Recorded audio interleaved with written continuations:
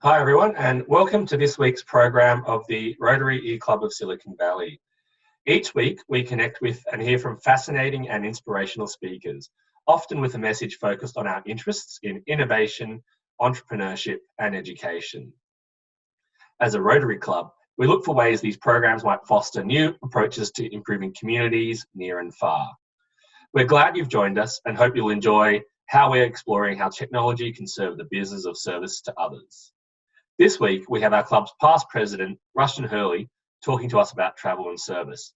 Before I introduce Rushton and hand over to him to present, I'll get our fellow members that are on the meeting to introduce themselves. First up, we have Roger. Do you want to wave and say hi, Roger? Hello, I'm Roger Plested, and I'm from Kamloops, British Columbia, and I'm very excited to have two other new Canadians as part of our club. Thanks, Roger. And then I think next we've got Faheen. Hi, I'm Faheen. I'm based in the Silicon Valley, and I am just about to apply for medical school. Thanks, Faheen. And Nick? Hey everyone, I am Nick Lagarde. I just joined the Rotary, and I'm one of the new Canadian members based out of Vancouver, BC. Welcome, Nick. And then we've also got Shags. Hi, Stephen Shagrin, better known as Shags. I've been in Rotary since 1982, and I live in Walnut Creek, California. This is my fifth club. I work as a money coach and trainer with the Money Coaching Institute, helping people with their relationship with money. Thanks, Shags. And I'm Brett Sham. I'm a member from Sydney, Australia. So this week we have past President Rushton speaking to us about travel and service. Rushton was the charter president of our club, and he's an educator and runs his own educational non-profit, Next Vista for Learning. Today he'll be talking to us about travel and service, and he's actually presently in Japan. Over to you, Rushton. Thanks a lot, Brad. Welcome, everybody. This is so much fun to be able to share some thoughts with the group. And as Brett mentioned, I am in Japan. Japan is a special place for me. I spent a little over 2 years of my life here altogether. And so you're going to see a lot of pictures coming up of Japan and other places. As I see it, the program today is really kind of a mix. You know, I'm talking about travel, I'm talking about service, I'm talking about art, I'm talking about just that chance to connect in a lot of different ways. And so I hope that the kind of stuff that I've pulled together for this is something that'll be interesting to people. So with that, let's kind of dive into this. Here I am in Japan. This is actually, and by the way, all of the pictures you're going to see are pictures that I have taken. Some of them are from my Instagram account like this, and those that are square and from Instagram are ones that usually I run through a free app called Snapseed that allows you to do all sorts of little things to make the image all the more fun. But there's any number of things you understand about the world as you travel, right? You know, there are things you can hear, you can read about, but sometimes you just got to experience it. So, for example, what you're seeing right here at the moment is an escalator, but it's an escalator in Japan, which means what? Well, you're seeing everybody on the left going on the escalator. And, you know, why is that? Is that because the right side, you know, has some kind of, you know, horrible meaning to it? No, people stand on the left to allow people who are going to who are in a hurry to be able to walk up on the right. And so, you know, one of the things that what you understand as you begin going to different places is that sense of people have a different sense of what it means to be polite or what it means to be considerate. And you learn from that as you go, which is, I think, really good fun. Now, over the last week that I have been in Japan, I have spent a lot of time with one of our members, Nate. Nate Gildart. You've seen his epic Coffee with a Rotarian videos on in our meetings, and how he'll bring in a little history lesson as he talks about the people that he meets with. But he and I last Sunday went to a cool little museum called the Fukagawa Edo History Museum, and so it has like all of these spaces that are kind of designed to look like what life was for people, say 150, 200 years ago, you know, this kind of thing. And it's really interesting space, right? Like there, you know, louvers, you know, on the kind of, you know, on the ceiling so that it lets in light for about 15 minutes as if it's day, and then they close them in order to make it kind of nighttime like this. You know, there's all these kind of cool things they do. Point being, though, that as you go different places, the more you can understand the background of the environment, the easier it is to connect with people, and the easier it is to become someone who has the chance to provide some kind of a service as you go. Last Monday night, to look at another aspect of Tokyo, I went to this place called Team Lab Borderless, which is a digital art museum. And they've got all of these kind of incredible, visual things going on that you can see, and people can interact with the displays, and you can see people kind of stepping on flowers that then explode in different ways and into more flowers. Just lots of different things that allow you to stop and say, wow, people are being creative in all sorts of interesting ways.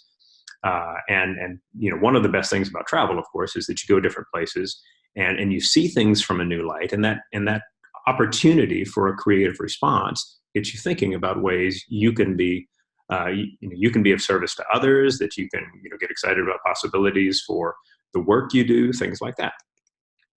So the work specifically that Nate and I were a part of this last week was called the Google Innovator Academy. And so the idea is to help teachers who are really ready to kind of take the next step in terms of how to bring new possibilities to their schools and their students do so. And the program we did is a program centered around design thinking.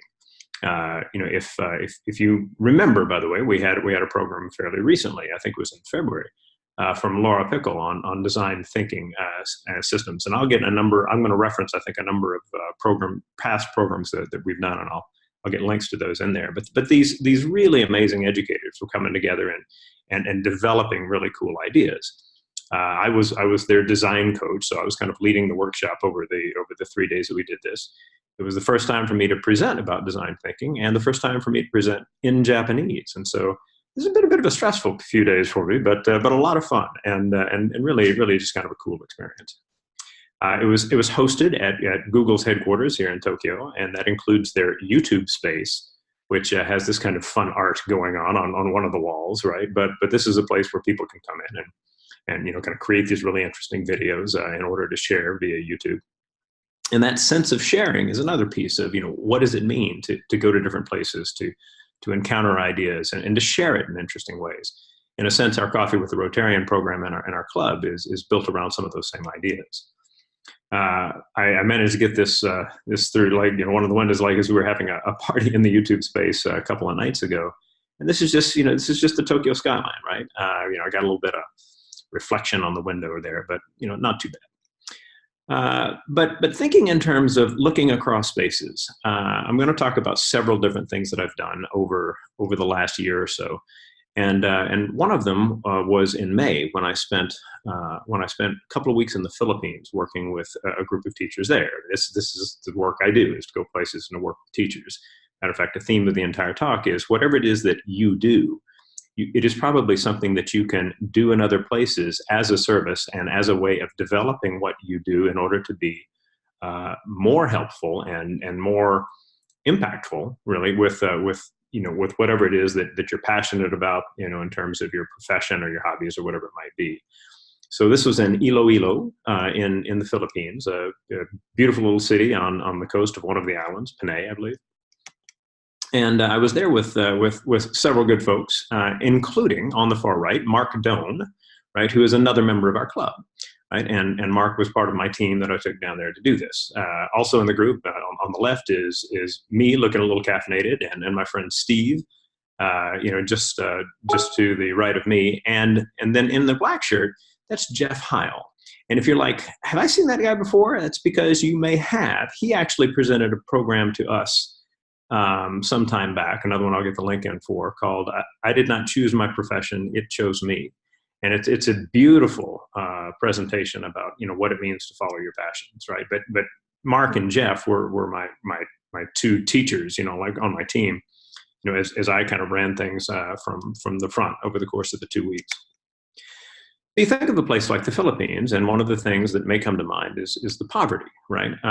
But poverty is actually something that, as we think about service, I think we should stop and say, we need not to make too many quick assumptions about what it means that poverty exists. And what am I talking about? Well, So, for example, in walking around, we had gone down this particular alley on our way to a place where we could walk along the coast, and we encountered these kids, and we were talking. This one guy had this chicken, and I just thought that was kind of cool, and right, so I ended up taking a picture of this kid with this chicken. But you learn from people, right? Clearly, being poor does not mean you don't have ideas to share or teaching that can be given. Poverty simply means a lack of resources, really, in a sense. Now that's probably overstating it terribly, right? There are all sorts of challenges that come from poverty. But on the other hand, when we think of going to different places and trying to be helpful, what matters is not our resources, it's our heart, right? To what extent are we prepared to listen, to understand the people that we're working with, to see things from their perspective in order to do what we do all the better? And so, that's an element of design thinking as well, right? How do you consider empathy as you do these things? And that's not to feel sorry for others or to simply be happy for what you have or something like that. It's to know that anybody can teach you, right? And the group of people that were my assistant teachers in the Philippines, this is some of that group. We're in a jeepney, and we travel back and forth from the hotel to the school each day in one of these very exciting little vehicles. Oh my God, just completely amazing, inspiring people, right? And I have learned tons and tons and tons from them. But these are folks who bring a level of dedication to their work that's just kind of hard to describe in a short period of time.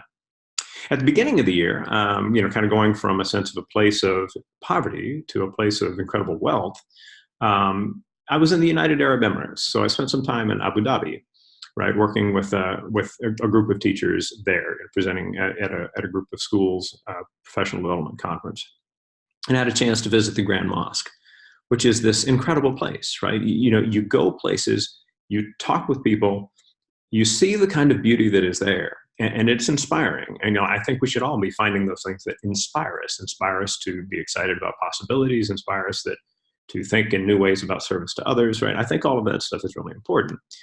Here is that same mosque at night, right? And I took about 150 pictures, I think, of this mosque, just because it's just such an incredible, beautiful place, right? But thinking more specifically about, what it means to be in such a place, well, I was there to work with teachers. It turns out the teachers in the Philippines, teachers in Abu Dhabi, teachers in the United States, Canada, everybody seems to have the same set of concerns. How do I teach effectively? How do I reach my kids? How do I use technology and not look like an idiot? There's just all of these different things that are consistent. And those consistencies are, I think, fairly important with how we think about what we have to give. Because sometimes we think things are so different that how will I help? What do I have to give? Turns out if you go places and you talk with people and you get to know them, you'll find that you probably have a lot to give. Couldn't help adding this picture. This is the Louvre, all right, not in Paris, but in Abu Dhabi, because there is a branch of the Louvre in Abu Dhabi, and it's this incredible place. The architecture is incredible. You can see there's this huge dome of these interlocking geometric, kind of shapes that form this cover of all of these buildings that are part of this particular museum. And that's a chance to be inspired. You see things that are different. You see things that are impressive. You see things that are creative, and it inspires you. And I think that's one of the things that's important about, getting out of your comfort zone, going to different places, seeing this. I also spent some time in Shanghai, China, this year. And in doing that, I was visiting a school, Concordia International School in Shanghai. And one of the things they do is they have these podcasts, and they get this kind of nice space for doing recordings all. And we talked about the kinds of things that can be important to teachers, and what kind of insights do we have that might be useful to, for sharing with others. On the right is my buddy Dennis, amazing guy who's been inspiring teachers for years and years. Daniel in the background there, kind of a new friend like that, that I met as a part of these trips. That's another piece of traveling, right? You form friendships. You form friendships with people who are experiencing a place like you are. You form friendships with people who are there and who help you understand what it means to be there in ways you wouldn't have otherwise. Shanghai, as a matter of fact, is a place that very much challenged my assumptions, right? So when I first went there, before I went, I really kind of thought, okay, Shanghai, China, this is going to be a place of like concrete, asphalt, pollution and gray. That's what I'm going to encounter. That's, what you're seeing is Shanghai. Shanghai is a place full of parks, full of incredible, architecture and creativity, full of, just full of beauty, right? Full of great food. I mean, yes, it's in China. China, has a different kind of government for sure. But without going into any detail there, it's just, you can connect with people, right? If you go places, you can connect with people, you can begin to get a sense of the differences. China is a place of incredible poverty and incredible wealth, right? Both. And so getting a chance to see those things allows you to get more of a sense of understanding of setting in such that you understand how you might be of service to someone else. Sometimes how you understand you are of service to others is a function of something simpler. So this is actually in the Lubbock International Airport. So Lubbock, Texas, right? But what it is there is a display of photographs of kids who are waiting to be adopted. Now, that to me is really, really impressive, right? The airport was into the idea of having these pictures there. Somebody thought, let's get a professional photographer to take pictures of these kids, right? And put them up in the, people went to the trouble of, nicely framing all of these things. They created a space in terms of the art and creativity that allows us to see something important, to be reminded that they're kids without families, things like this, right? That kind of traveling is important for how we think of, how we serve others. What are the things we can do that can be helpful to others? Near Amarillo, Texas, there is a place called Cadillac Ranch. And you look at this and you're like, okay, well, you mean somebody just buried a bunch of Cadillacs in the sand and people go and paint them with graffiti? Yes, I mean that. Well, what does that have to do with what we're doing? Well, in a sense, what you do when you travel is you see things that are unusual and they become tools for you. This picture, as a matter of fact, has become this major tool for me. When I'm training teachers, I talk about the difference between starting class by saying, I will now go over the main points of yesterday's class, which is this passive spoon feeding of review, which kind of puts students in this very low gear for what they're about to, do in class, to, all right, everybody, bell just rang. What I want you to do is turn to your partner and talk about how what we talked about in class yesterday relates to this picture, go, right? Which may well yield the kids looking at each other going, what did we talk about yesterday? But on the other hand, then they get into it. Oh yeah, there was this and that. How does it connect to that? I don't know. Well, maybe. Now they're being creative. And that creative, active approach to trying to, review or whatever it might be is something that is useful for kids. How did I come up with that? Well, I happened to be there. I happened to take the picture and started thinking about it. So how we come up with tools that can be of use to others and how we record it and say a recording like this so that others might take the idea and go with it, meta, right? I mean, that's just kind of fun. Now, speaking of art, right, last year, I was in South America, in Colombia, and I had the chance to see the kind of art that happens, right? The graffiti art that happens in a lot of places. It's not just Colombia, of course, but it's incredible, beautiful stuff, right? This is in Cartagena. And this is, this is a face that I look at and it just, talk about thought-provoking face, right? It's powerful. What comes to mind? Who is the subject behind that face? Those are interesting thoughts. You might even remember this image. Why would you remember this image? This is in Bogota, right? Because we actually had the guy who led my Bogota graffiti tour when I was there speak to our club, right? Jamir Dimante. Right. And so, I'll get a link to that one in as well. Right. When we had the graffiti tour person explain, the connections between art and service to indigenous people and connection with the powerless and, things like this. As you go around and you talk, to groups and things like this, sometimes somebody, in the room just kind of looks at you in a certain way. And in this case, right, there was this kid in a gym full of elementary school students to whom I was presenting, right? As I was getting set up, I looked up and like I smiled and that kid kind of looked at me and the look was sort of something along the lines of, you're going to get this, you're going to be okay. And like sometimes that's what you need. And it doesn't matter that it's coming from a 7-year-old or however old the kid is, right? You connect with people by going and going to the trouble of being there with them. That to me is a part of what it means to think about service and travel. You also see a lot of beauty. So my wife and I took a huge trip in July, biggest trip we've, I think, taken since our honeymoon. And that included a little bit of time, in this place, which is Paris. This is a shot from the Eiffel Tower, right? And sometimes you just need to see these beautiful places to think, wow, this is incredible. How do I bring more beauty to my own community? Here, this was in Grand Place in Brussels in Belgium. And the reason I got this shot the way I did, you're like, where is everybody? I was out there like 5:30 a.m. or 5 a.m. or whatever it was, in part because, when you travel, you're jet lagged, you might get up earlier. In part because if you go to the trouble of, say, trying to look at places at times that are a little different, go there at a different time of day, you might understand something new about what that place is about. This is in Denmark. This is Copenhagen. I actually was trying to figure out whether you pronounce it Copenhagen or Copenhagen. Looked it up, and the best answer I saw was, well, it's Copenhagen if you want the English mispronunciation, and it's Copenhagen if you want the German mispronunciation. And apparently the actual way to pronounce it is something like Kebenhavn, which I probably did not do justice to. This was in Amsterdam, right? And so Amsterdam, this is another place where I got out really early in order to try to get some cool pictures before people started flocking around or whatever.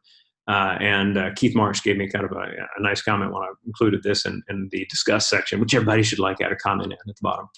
A couple of weeks ago, but you think about a place like Amsterdam, right? There's incredible beauty, but there's also kind of these districts where arguably there's exploitation going on in such a way that you think what do you do to help people who might be in danger of exploitation, right? So going to different places causes you to think about these kinds of things.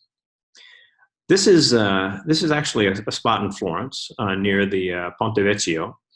And I had the chance to really kind of work with this one quite a bit in Snapseed, which is why it looks the way it is. But this too, you see places that strike you in kind of amazing ways, and you think, wow, what does it mean to be here? What does it mean to think in terms of how this is different from where I'm from? I think trying to get that dissonance in one's own head and heart is a part of the power of travel when we let it be. This is in Switzerland. So this is an amazing place that I went to because I had seen a picture very similar to this.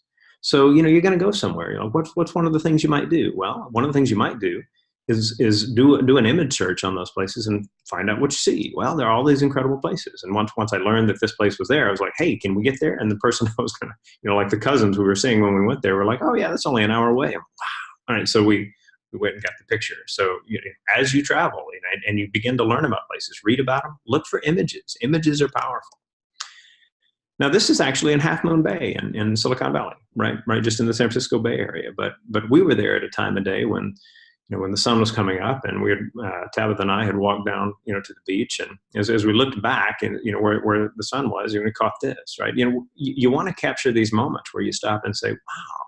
That's a moment. That's a moment that makes me remember. What are the things that allow us to connect to the thoughts and inspiration we have at any particular moment?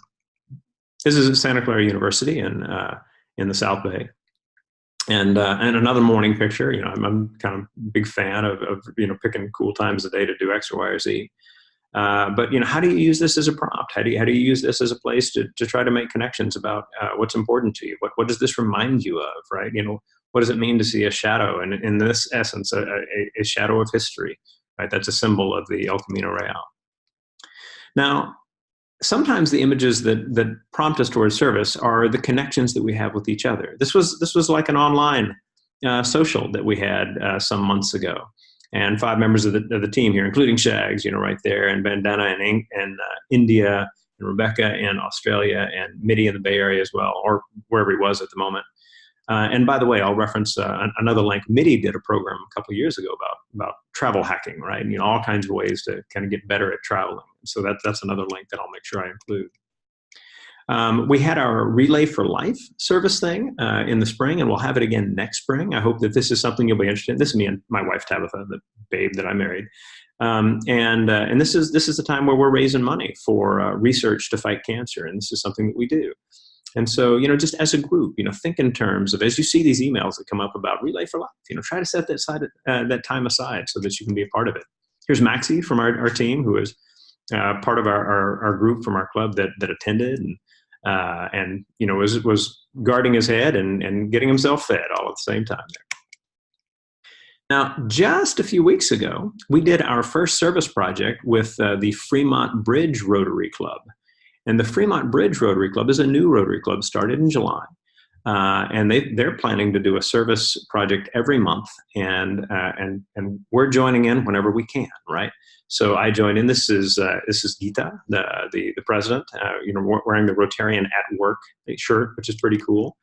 What we did was we had all this mulch, and we spread it over pieces of cardboard at a place called Leaf, which is a LEAF stands for, I'm blanking at the moment, but it's kind of a community garden area, things like this to help develop spaces, and in this case in Fremont.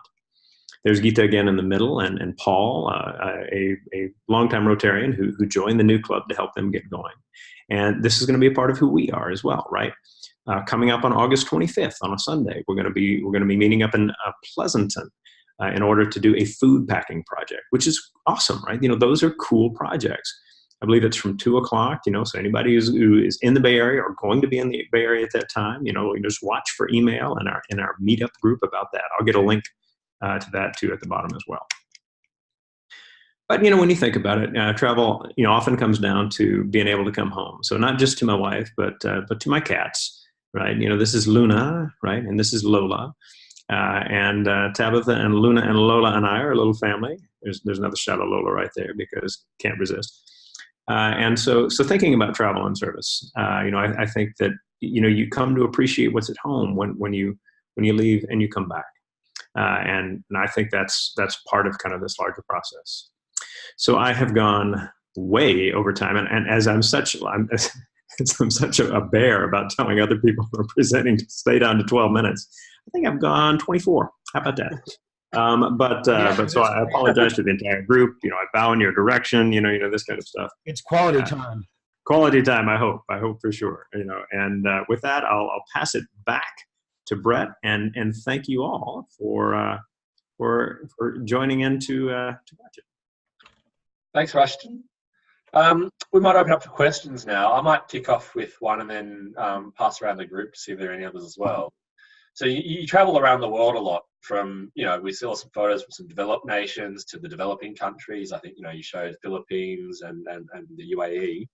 How does the service mindset change across these different places and cultures? And is there a country that you think has the strongest focus on service? Wow, great question. In terms of how it changes, in part by seeing things from so many different perspectives, it's a chance to deepen one's commitment to service, right? Because you get to think about things in so many different ways. Additionally, you meet people who are serving their communities in so many different ways, and that is inspiring, I think, in ways that are important to us as well.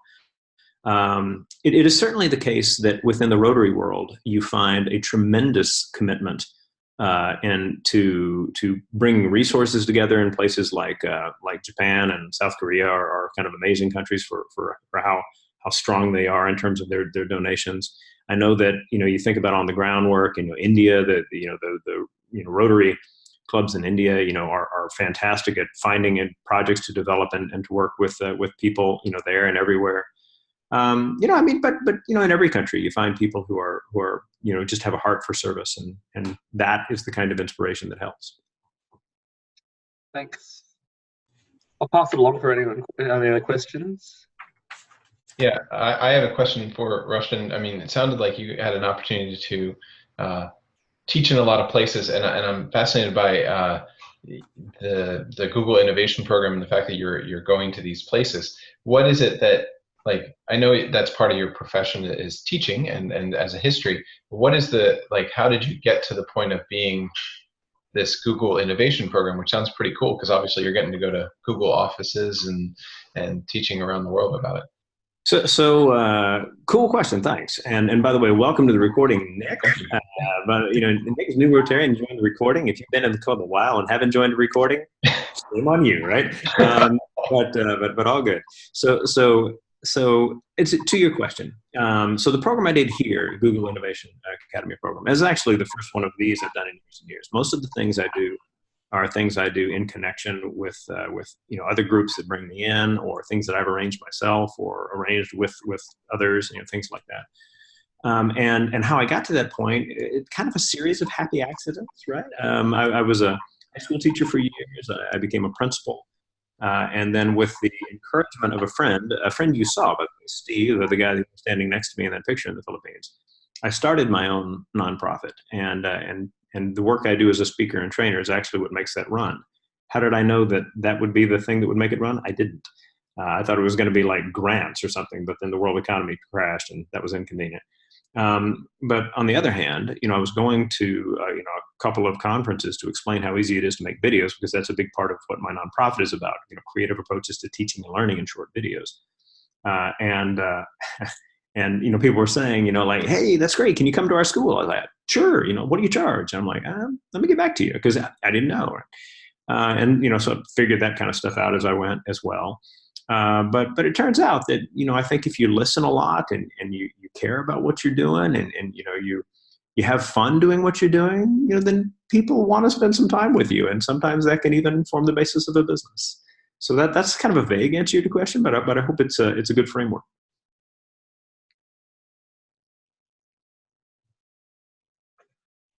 Thanks, Rushton. Fahim, I think you got a question. It's not a question, but just a comment. So Hurley Sensei, this presentation really reaffirms how grateful I am that you were my teacher back in high school. And I really appreciate what you said about cultural appreciation and empathy. So as we in our club explore international service, I really hope that we can remember that we need to understand what are the needs of the community, and then how can we be sustainable. So thanks for your presentation. Great comment, and you were a fabulous student to have. I'll have you know. But think specifically about what Fahim just said, right? I think one of the things that happens in a lot of Rotary environments is people are kind of like, oh, there's a problem, let's go fix it. And it's like, well, before we fix it, let's try to understand it, right? Is what we think a problem, is that really the problem? Have we talked to the people who are affected by the problem in a way to truly understand their perspective about this problem, right? Would they contend that there's something completely different than what we thought that they need? That kind of approach to problem solving, creative problem solving, Brett, that's awesome, right? Is something that design thinking teaches us, and why I would point people to that Laura Pickle program as well, about design thinking, because it can get us in a space where I think we can be far more helpful. And a lot of that just comes, I think a heart for service should be based in a willingness to listen. I agree. Thanks. Cool. Rushton, again, a great program. Truffle loved it. Awesome. Most of it. Sorry to say. Yeah. But it's true. I really admire road warriors, because I've known a lot of them, and it takes a heck of a lot of energy to do this. So keep it up, man. Just keep it up. Thanks a lot. And let's give a shout out to one of our members who is truly living this, right? Cecilia, who was in Africa as a Peace Corps volunteer, right? Cecilia, you're awesome, right? And that kind of heart for service, you think, wow, that's just incredible. Well, she retired and she went on the Peace Corps. And why did she go on the Peace Corps? Because she has a heart for service. Tell me about her heart for service. She's been in Rotary for years, and it's developed as a function of spending time hearing about what people can do for others. And so she's traveled a lot and experienced those things a lot. I think those things are a part of what it means, for us to develop an appreciation for who we can be in life, right? What we're looking for being in a service club is not just, kind of friends who are cool people, the ability to, kind of do great things for others. It's really to find meaning within ourselves. And I think that's very much a part of how that works. I'll also include a link, not just to Cecilia's program from a few weeks ago, but to one of my favorite from our entire time running the club. And that was about a guy who told us about the Memory Project and the work he does for orphans, in different parts of the world. And that's another one to go back and watch if you haven't in a while, because, that's just inspiring at another level.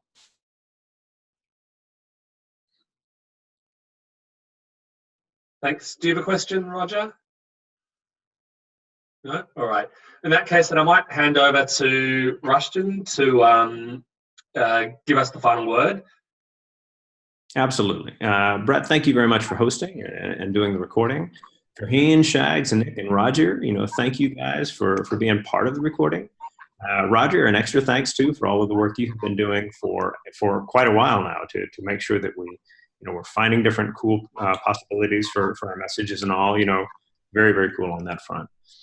For everybody in the club, just remember, we have possibilities. We have possibilities for you, but don't think of them passively. You're not just encouraged to take part, but you're encouraged to help make new possibilities happen, and that comes from like some persistence as well. Hey, is this a possibility? Can I work with some people to do this? Hey, I'm interested in this service project over here. Can we get another couple of people to join in? Take that active role, and by being kind of proactive about how you think about possibilities in your life, you can begin moving in the direction of like how do I go different places to do it. And traveling does not have to be this crazy expensive thing. It's the kind of thing where if you're willing to go places and spend time just walking around a while, that didn't cost tons. You don't have to stay in the most expensive hotel for sure, right? Matter of fact, you don't want to, right? That sometimes removes you from real people in a way that might have allowed you a connection, that allowed you to see the world in a completely new way. So traveling has been an incredible blessing in my life. I hope I've conveyed some of that in this program, and I thank everybody for their patience as I went along with this ship.